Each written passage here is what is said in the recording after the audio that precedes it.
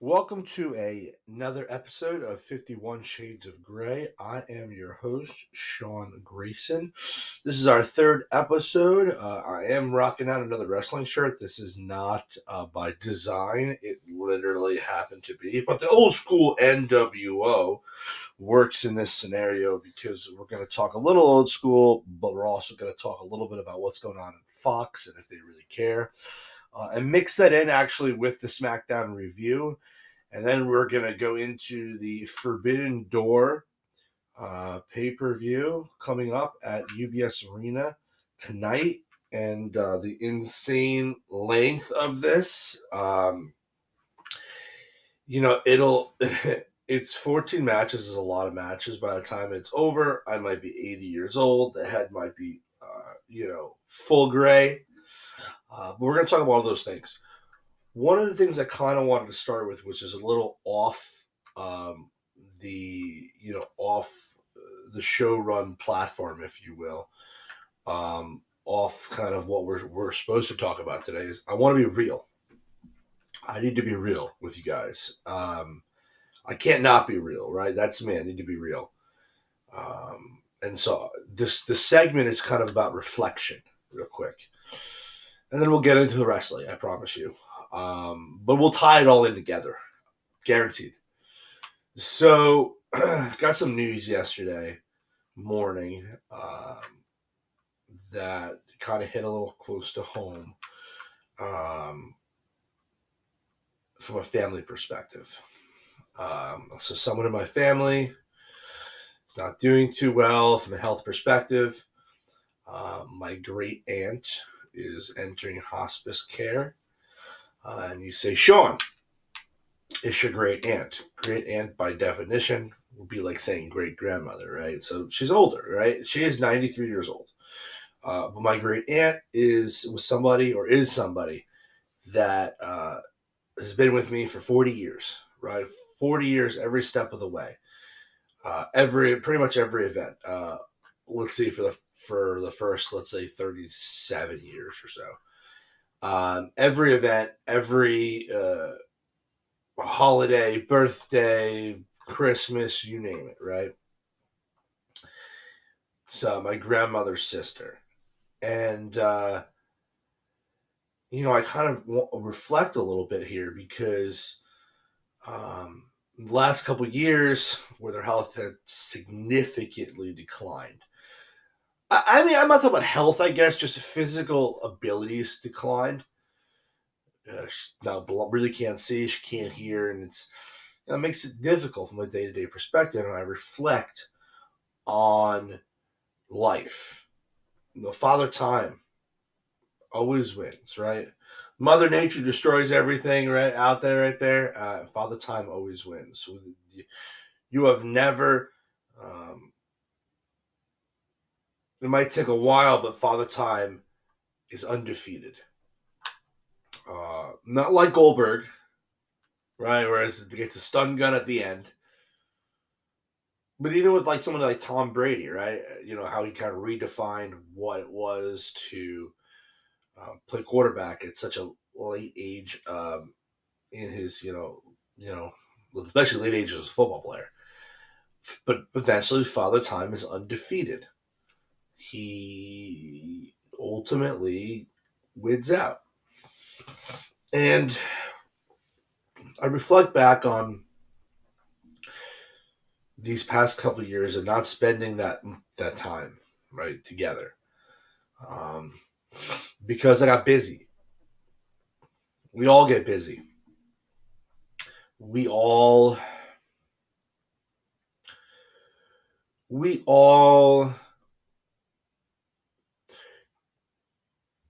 choose to. I don't know. We all choose to take life on different ways. Um, I have an insanely busy life. Um, Again, we're gonna shoot straight today, right? We're gonna reflect a little bit before we kind of get into wrestling. And I wasn't sure that I wanted to talk about this, but at the same time, like there might be times during the podcast today that I get a little emotional if I didn't voice this out, right? There's things inside that I want to say. That's why I started this podcast in the beginning, right? I started this podcast in the beginning not because I wanted to be the greatest podcaster in the whole wide world. I wanted to be the next Sean Ross Sapp. I definitely don't want to be the next Dave Meltzer. Let's be clear here. But I just have a lot to say about the companies and product and ideas that I might have as a fan. I really wanted you guys to hear it. But at the same time, what that comes with is to be real, to not hold it in. And over the past 3 years, I've been really busy with life. I'm 40 years old, 3 kids, 3 young kids. Coach multiple sports, multiple jobs I have from a financial end of things. This is not one of them. This is just for fun, essentially. And I have all of those things to do.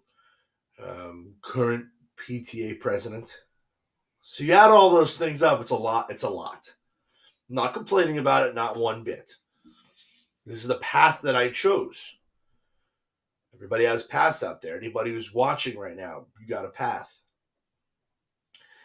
And the path I chose, sometimes you do your very best to take all of those events that you have and that schedule that is crazy Monday through Sunday, and you do your best to compartmentalize doing different events and the schedule and how it flows throughout your day. And as my great aunt's health worsened,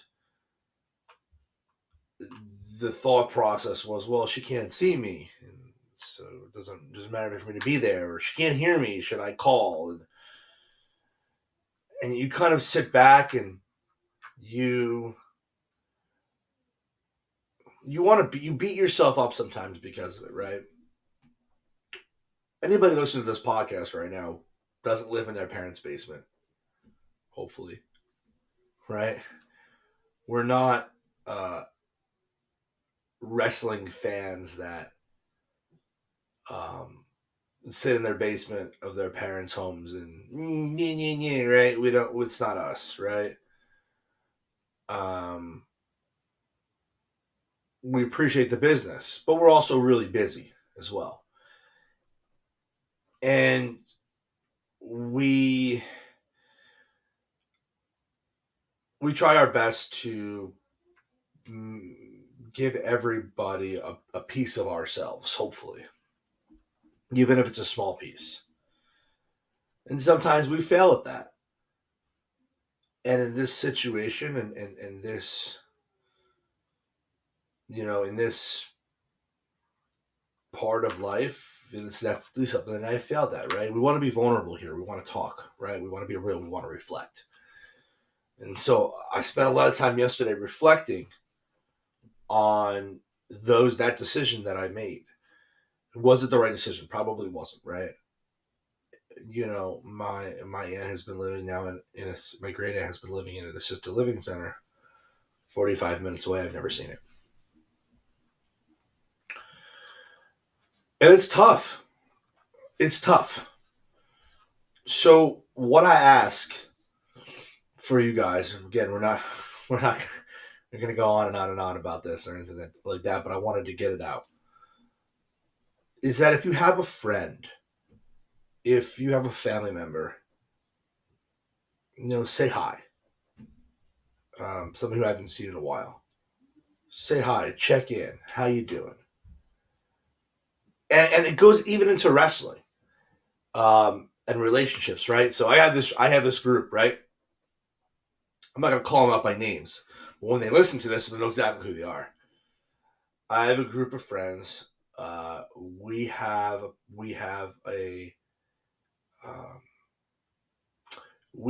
a group chat.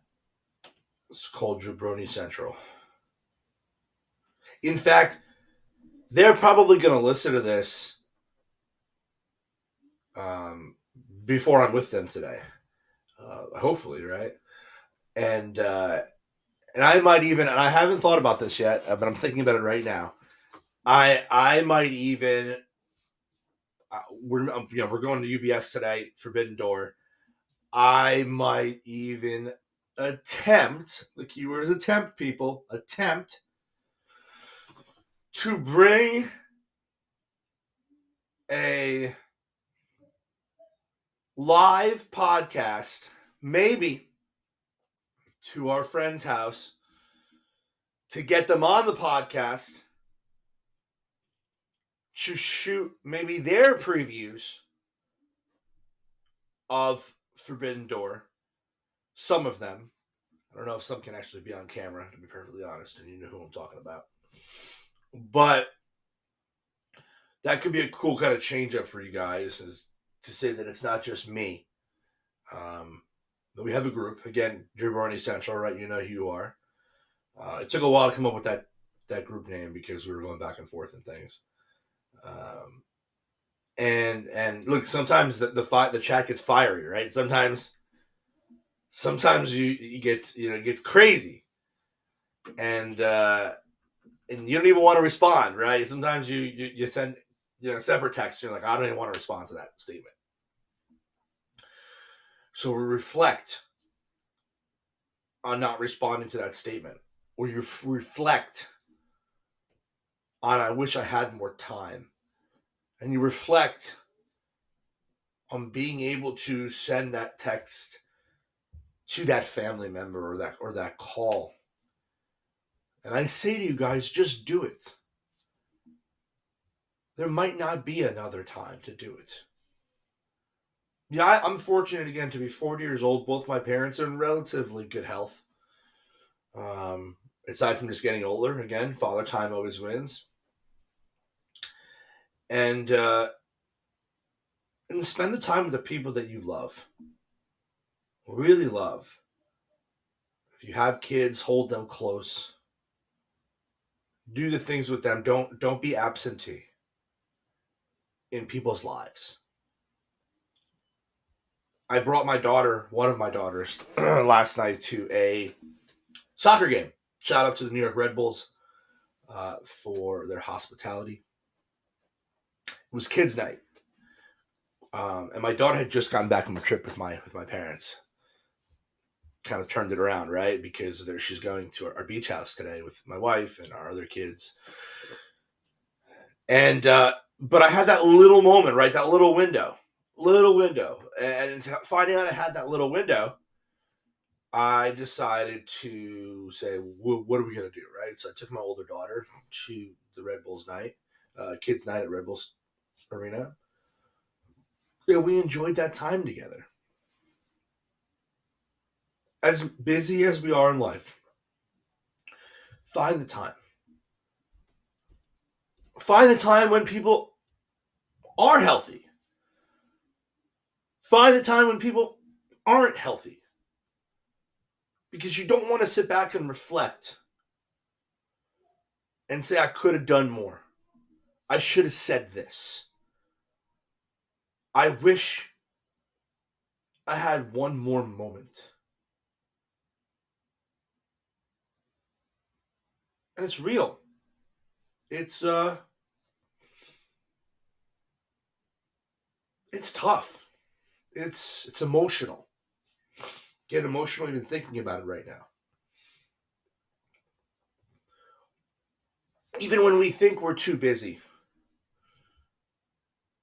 compartmentalize your busyness. Oh, I was gonna throw in that extra load of laundry. Oh, I was gonna fold those clothes. Make the call instead. Send the text. You you don't know if you're ever gonna get that chance again. Now I'm still gonna be able to get the chance to say goodbye. And and I don't know how that conversation is gonna go. I really don't. It's a tough conversation to have. I don't know. You think about it, and again, you're reflecting. Maybe it's maybe it'll be a little easier because I've been so absentee in the past 3 years, and I've taken the calls when she calls. She calls on. She can't really call on a cell phone. She calls on Alexa. Calls me. Um, but I haven't reached out myself. I don't know. Um, but I wanted to share with you, right? We're not. We're gonna take this ride together. Um, it's not always gonna be about wrestling. No, I'm gonna try to keep it about wrestling. But sometimes I just want to get something out to you. Whatever you guys might be going through, an illness, a death, a job loss, feeling bad about yourself. We all go through it. We all do. All of us. We all don't have our things together. I'll try not to curse, right? We all don't have our things together. Sometimes people ask me, like, I can't believe you do so much. How is it possible? And I sometimes laugh and I go, I have no idea. How am I able to now add a podcast to my life? And again, we're in talks to do some big things in this podcast, right? This podcast has very quickly taken off um, to the right people. So we're trying to do something big in the future. But I didn't want to just be about wrestling today. I wanted it to be about life. And I wanted you guys to get to know me a little bit. Because, look, I said from the start, I'm just a wrestling fan. I'm not an insider. I might have friends that might be on the inside as well. But I'm just a fan. I'm just somebody with ideas, right? I, I wanted to make you feel in the first episode, right? Wanted to make you think in the second episode. I'm going to ask you to do two things today. We're about to get into wrestling. I wanted you to reflect on what we talked about today so far. And if any of those things mean anything to you at all, pick up the phone, send the text. You don't know if you're going to get that shot again. You're going to send the text, it's going to be delivered, and you're going to get dots back in response if you have an iPhone. And if you don't, you got a little green box and you'll eventually get a text back. But there's going to come a point in time when you're not going to get that. Just compartmentalize your life the right way. What's really important in your life. I sometimes think about wrestling and a storyline comes out, whatever that storyline might be. And that storyline, you sit there and go, oh, God, it's awful. So bad. It's awful. I can't do that. Like, dude, it's just storyline. In the grand scheme of things, it's something that'll get worked out. It's not as important. But I tell you what won't get worked out is Fox. So, what we're going to do is we're going to put two things together. We are going to talk about Fox and if they really care about Smackdown anymore. And we're going to talk about the Smackdown review. And while talking about the Smackdown review and Fox, we're going to talk about something that some of you on social media have already talked about. Does Fox care? Do they really care? So SmackDown was at the Madison Square Garden on Friday. The mecca of sports. WrestleMania 10, Royal Rumble, blah, blah, blah, blah. Returns of Triple H, returns of John Cena from injury. Just when The Rock came back, uh, you know, just amazing moments. And this, as great as SmackDown was good. I'm sure there was even better. Let me tell you what I saw on my screen. This is what I saw. I saw constant black screens, constant muting of the crowd, and the annoyance that Fox hitting that edit button all the time. It's Fox. I understand that it is a public channel, right? One of the big majors, right? I think it's like CBS, NBC, Fox, ABC. Back in the day, it was like all of those plus like Channel 9. I think it was like CW, which was Channel 11. Maybe it was PBS as well. But the real majors, CBS, NBC, Fox, ABC.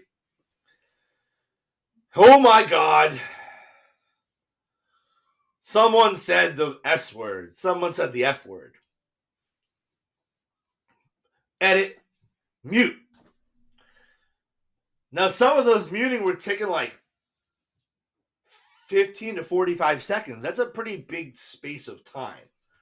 Well, watching literally nothing. Because you're watching like a muted wrestling, right? And if I wanted to mute wrestling, I would. But it's not. And you have situations where it sometimes drastically, for me, drastically changed everything. Why did it drastically change everything? It drastically changed everything because, and I'm just going to use one of the major examples for me. So it changed in a way that, and by the way, this is real life today, right? This is real life today. If you hear any kind of background noise, those are the kids. It is a Sunday morning. Let's hope that it doesn't get too loud because it's it's a little loud right now. But one of the major things that happened was during the triple threat match, you had Tiffany Stratton, you had you had not Nia Jax. We'll get to Nia Jax. We had Tiffany Stratton, you had Candice LeRae, and you had Jade Cargill, right, in a match to qualify for Money in the Bank. And in that qualify for Money in the Bank, you had eventually their tag team partners or friends show up to kind of help on the outside. And so you get Nia Jax coming out of the ring as she's walking, screen goes black. And in some voodoo-ish America's Got Talent magician, I'm in Vegas type way, pops on back on the screen, Bianca Belair is there.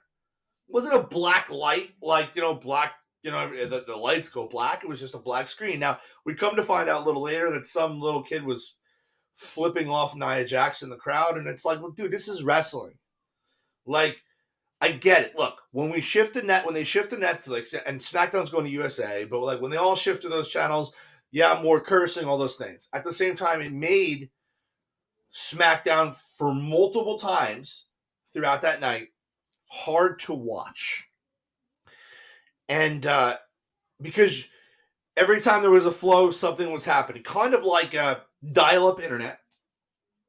Kind of like, and I have DirecTV, so I can give you an example here. Kind of like a storm that's coming, and no, not Jade Cargill. Relax.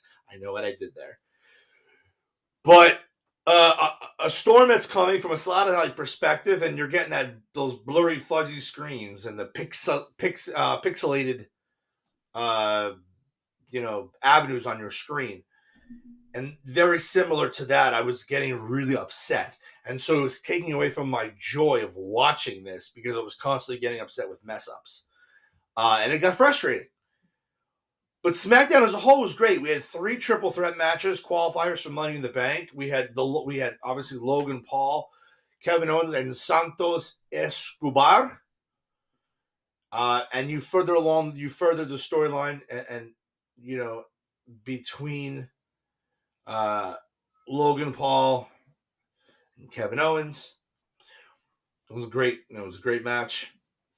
After the match, Tyrese Halliburton from the Indiana Pacers essentially is in the corner of Logan Paul. You bring in Jalen Brunson, kind of in the corner of Kevin Owens. You have a stare down. You have some cursing, right? Some editing, of course, right? Some muting, which was really annoying again. I don't know what they expected to happen for something to not F. It was like F the Pacers or whatever the case may be. Um, that's to be expected. So I don't know why they didn't throw up like viewer discretion is advised. I don't know.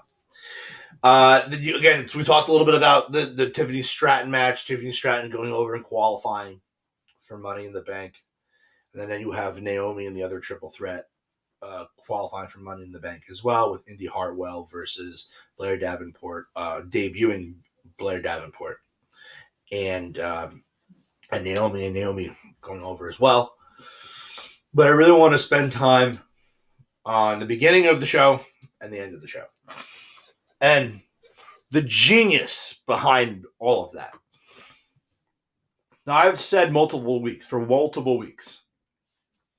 Bloodline storyline is the best thing going in all of professional wrestling right now. Because there's so many layers to it, right? The Liv and Dom thing is really cool. It's funny. It's cute.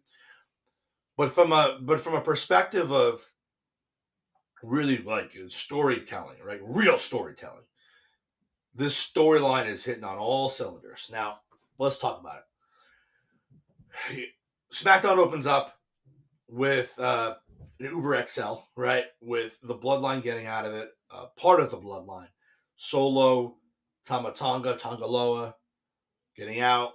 Paul Heyman's there to greet them, meet them. Paul Heyman looks like he was on a 5-day bender, and that's like the genius of Paul Heyman, right? He did this a few other times before that, bring you back in history, right, to take you forward. During the run with, I'm pretty sure during the run with Brock against Brock and Roman and things like that, didn't shave, eye drops in the eyes, the color of some red eyes, he looked like crap. And so you end up getting timing where like he does it again and makes you kind of feel for the character. So he comes out and he's like, look, where's Jacob Fatu? Right? Where's Jacob Fatu? And Solo looks at him and goes, I listened to you, wise man. He's not here tonight.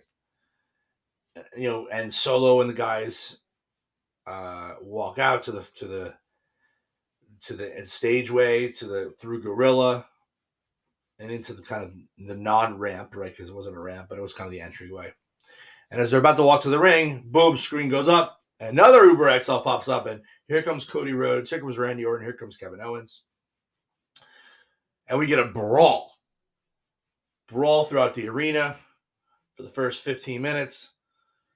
Swanton bomb off the top of a ledge in the crowd for Kevin Owens onto Tangaloa. You get separation for security.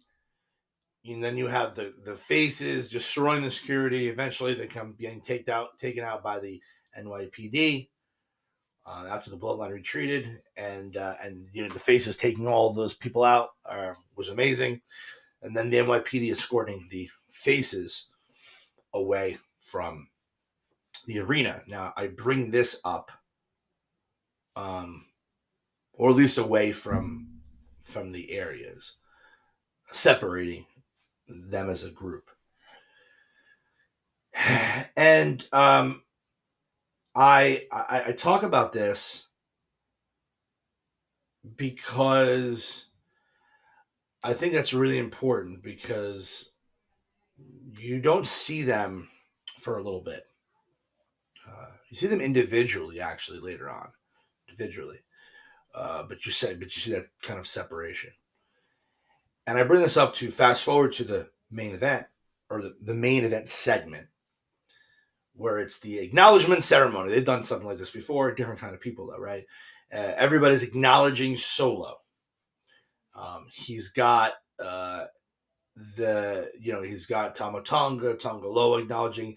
But before they do that, and I know that Solo told Paul that like Jacob Fatu wasn't there, but he makes this grand announcement of the new person that's coming into the bloodline, Jacob Fatu. You see the kind of shock and awe of Paul Heyman. The Samoan werewolf comes out with an amazing entrance. Also acknowledges Solo Sikoa.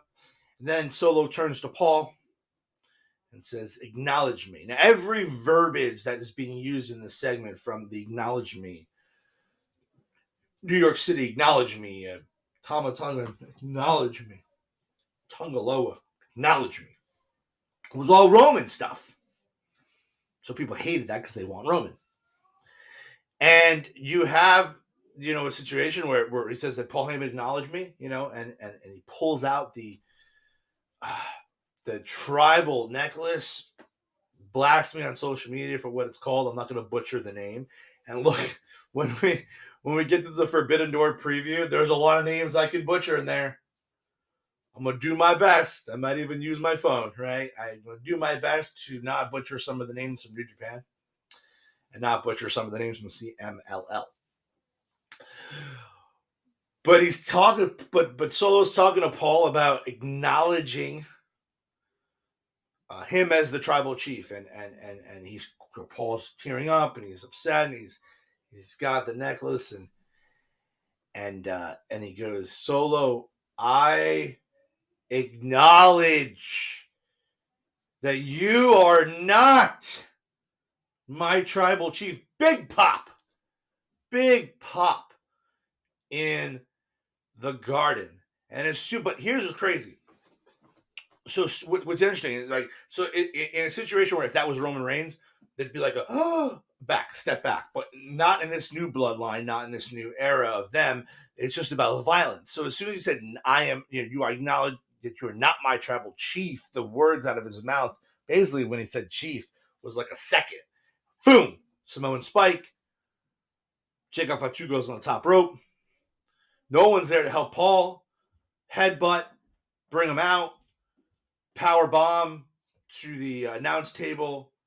Paul at that age taking those bumps for the art of wrestling. I mean, come on, right? But what's great is none of the faces were around to help him, and they destroyed Paul. We ended Raw. We ended a SmackDown with him being essentially laid out and rolled out on a stretcher, and you have that want and need for Roman Reigns right now. And it's coming soon, guys. It is. So it was a great episode of SmackDown, aside from the fact that Fox really doesn't care. They're just kind of counting down the days, the hourglass, if you will, clearly. And it sucks, right? I feel, but I hope that when they move, at least we can all be adults here. Cursing does happen sometimes. Things in the crowd that are uncontrollable. I don't think that blacking a screen out is the right way to go. It's very frustrating. All right, what else is very frustrating? Well, tonight, again, if you've listened to the first two episodes of my podcast, you know that I'm going to Forbidden Door tonight. Which, by the way, let me just tell you real quick. This is how you do it. Let me explain. We don't even have tickets yet.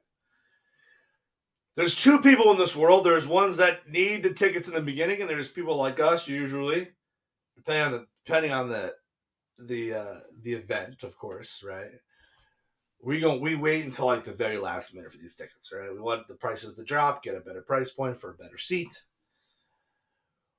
So in theory, at any point right now, I could pull out of this, right? My Jabroni Central boys, I could be like, hey, I don't want to do this, right? I know what I'm in for tonight. I know. And we're all hanging out before this. So it's not like you get a quick, 40-year-old power nap in this. I know we are getting 14 matches. I would love someone who's watching this to do a little research and tell me how many matches WrestleMania 35 had. I'm pretty sure it was around 14. It could have been less. I know, and I know, and we just kept adding matches, right? Like, I was going to do this podcast yesterday. We had 13 matches. Tony Khan thought it was a good idea to add another one, right? So in the 0 hour, we have 4 matches. We're going to go through them. And again, there's going to be a lot of time. There's, again, 14 matches and only about 15 minutes or 14 minutes left in our podcast right now. Because we do like to keep it between in the 51st minute. All right, it's the idea. 51 shades of gray, 51 minutes. So we're not going to like harp on all backstories and different things like that. I'm just going to kind of give you my thoughts of who I think is going to win. I'm probably going to be off base for some of these, and we'll kind of we'll stop on a few based on levels of excitement, right? Okay, so 4 0-hour matches. Like if you had added one more, that's like the amount of a PLE for WWE, right? You have 5 matches; they're going about 2.5 hours. Now in the 0 hour, they're not going 2.5 hours. If they do, somebody might have to pick me up from the UBS Arena because I'm 55 years old at that point because this is going to go all night. But I do expect a 5-hour show so let's say 4 hours of main wrestling, an hour pre-show wrestling. Okay, so we have a trio. It looks like a trios match from the Los Ingobernales de Japón, which, for anybody who doesn't know, Los Ingobernales obviously is a faction that was in Mexico. And why did it go de Japón, which is in Japan? And why they call them Los Ingobernales de Japón is that early on in Naito is a wrestler, former New Japan Pro Wrestling Heavyweight Champion who has a match, obviously, tonight. Used to wrestle early on in his career in Mexico, and when he went back to Japan, he brought the name Los Ingobernales to Japan, de Japón, and thus brought that kind of faction over there, right? So you have them versus the Lucha Brothers and Mystico and Mystico. And Mystico is, I think, it's the old Sin Cara. So you're going to get a banger match, right? You're going to get a banger match. I look for the faces, Lucha Brothers, Mystico, to kind of come out on top. I told you I'm going to butcher some of these names. But I got Los Ingobernales de Japón. Got it right. Then we get a tag match of Chris Statlander and Momo Watambi. God, I hope I didn't butcher that too much. Versus Willow Nightingale and Tom Nakano. I don't really care who wins this match. I don't even know half of them. I mean, I know obviously Willow and Chris. I'm not familiar with the other two. Let's just have a good match, right? Then we have Mariah May. And this is a women's Owen Hart Cup first round match. Mariah May, which I love. I've met her before. She's amazing, super nice, beautiful, nice. Spent a lot of time with my daughter. Really, really nice person. Versus Saraya, formerly Paige. I think this is going to be a pretty good match, especially in the 0 hour. I think this is going to really, truly be a great women's match. I look for Mariah May to pull this out, but I think it's going to be a great match. And then finally, the fourth match, which was added, House of Black, Malachi Black and Brody King, because obviously Buddy Matthews is not around celebrating his wedding with Mommy, which is a whole another thing we should preview. Which we'll preview probably on Monday when we do the Forbidden Door recap and the Raw preview show tomorrow.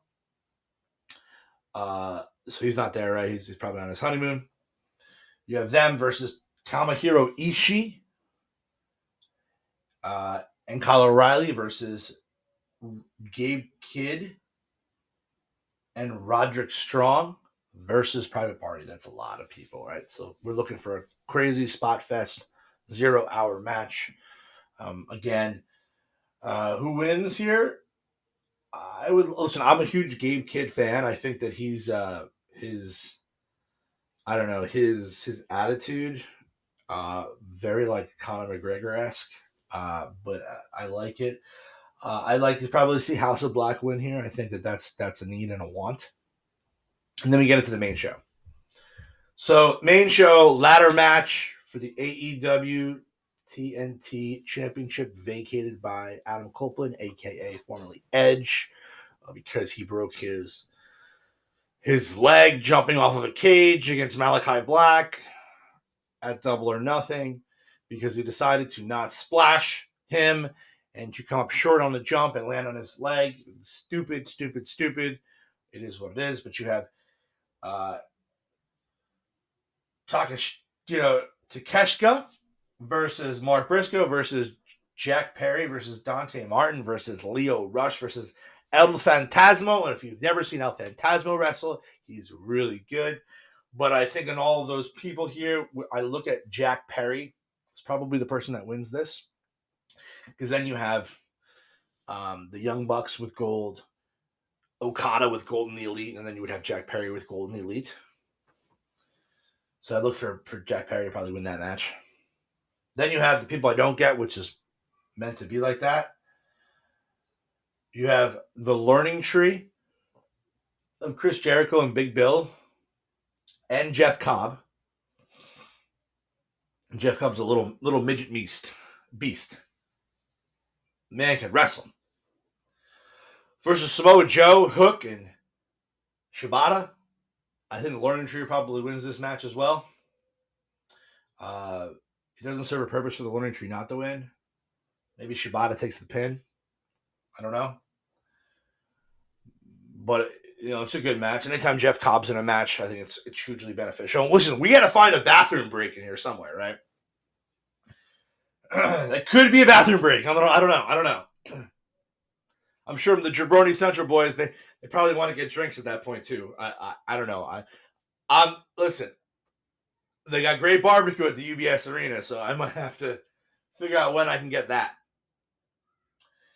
Then you have Timeless Tony Storm versus Mina Shakawa. And they've told a great story with Mariah May being in the middle because Mariah is friends with both people. So you have those two together. I think it's going to be a pretty decent match. I think they told a pretty decent story on AEW right now. I look for Timeless Tony Storm to win that match. And then you have a match that could steal the show. That's not the main event. Zack Sabre Jr., the man, I would say the man of 1,000 holds, right? But the man could go in the ring. Very textbook wrestler, great in the ring. Versus OC Orange Cassidy. Now, if you remember when Will Ospreay wrestled Orange Cassidy, I think it was last year, was a great match at Forbidden Door. We're going to get a more of a technical type match, I believe. I don't think it serves Orange Cassidy a purpose to win the match, so I look for Zack Sabre Jr. to win this match. And then we have the Hometown Boy. We have Hometown Boy MJF versus Hisiro, I don't care. It's really just a match to put MJF on the card because it's in Long Island. The huge pop that MJF is going to have. It's going to be MJF with a win. I'm not even going to waste my time spending it there at all. Then we have the next match, which is a trios match of the Elite, which is the Young Bucks and Okada versus called Scissor Ace, which is just changing the names, right? But it's going to be Anthony Bowens and Max Caster of the Acclaimed and Tanahashi, the president of New Japan. Ace, right? Still getting in there. Again, I look for the Elite to win this match. Probably taking a pin on Bowens, maybe. But I think, look, anytime you have Okada, and you're gonna have a stare down at some point, probably between Okada and Tanahashi. But anytime you get on there, I think that anything with Okada is great. And then you have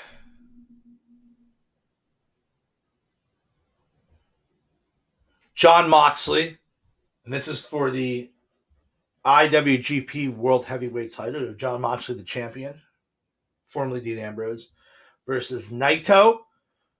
Now, here's our caveat in this match. If Naito wins, he is going to give Jon Moxley his spot in the match for the G1, which starts soon.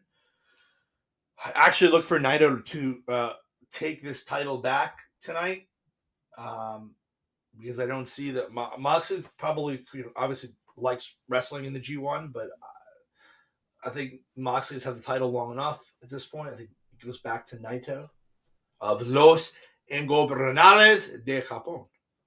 Very good, that one. Then you have Mercedes Moné, formerly Sasha Banks, versus Stephanie Valkyrie for the winner takes all AEW TBS Championship and the New Japan Strong Women's Championship. I look for Mercedes to win this match. I think that for her to lose would serve no purpose to anybody at this point. I don't like her character. I don't like she's pretty much Sasha Banks turned up a notch. But I still don't think there's a reason for her to lose. Then you have two more matches left. Bryan Danielson versus Shingo Takagi. Shingo's a really good wrestler in New Japan. Very old school. Really tough. Bryan Danielson's going to win this match. This is an Owen Hart first round match. The winner wrestles Pac on Wednesday. Bryan Danielson's going to win this match. This is the Bryan Danielson show. He's going to win this match. And then we get to Swerve Strickland and Will Ospreay. This is a take my money match. Had this match and 3 other matches been on the card, I'd still want to go to see Swerve Strickland, Will Ospreay. Hopefully we're not all too tired at that moment. But this is going to be a banger. Sheamus says it, right? Banger after banger after banger. This is going to be a banger. Swerve Strickland versus Will Ospreay. A lot of false finishes, hopefully. Give them at least 20 minutes to tell this story. Because it's going to be amazing. Now, it's so amazing that I don't know who's going to win. I think... this is a hard one. I think Swerve wins because I think someone, maybe MJF, cost Will Ospreay the match. I think so. Swerve is just kind of getting started on his title run. In reality, right? I don't know if you put it on Will Ospreay yet. I'm not too sure. Maybe you do. Either way, it's going to be a phenomenal match. Like, in theory, that should be match of the night. And it might be. And I'm there for it. 14 matches. Forbidden Door. Spend the $49.99 if you're not there to see it. It's 14 matches. You get all You're not just paying for five matches. You're getting 14 matches. Forbidden Door, baby. AEW pay-per-views, they don't disappoint. They never do. They're just long. But we love wrestling, don't we? We love wrestling. So you're going to get good wrestling on this show tonight. I don't know if it's going to be great storytelling, but you're going to get great wrestling. You should be here for it, and I'm there for it. Until next time.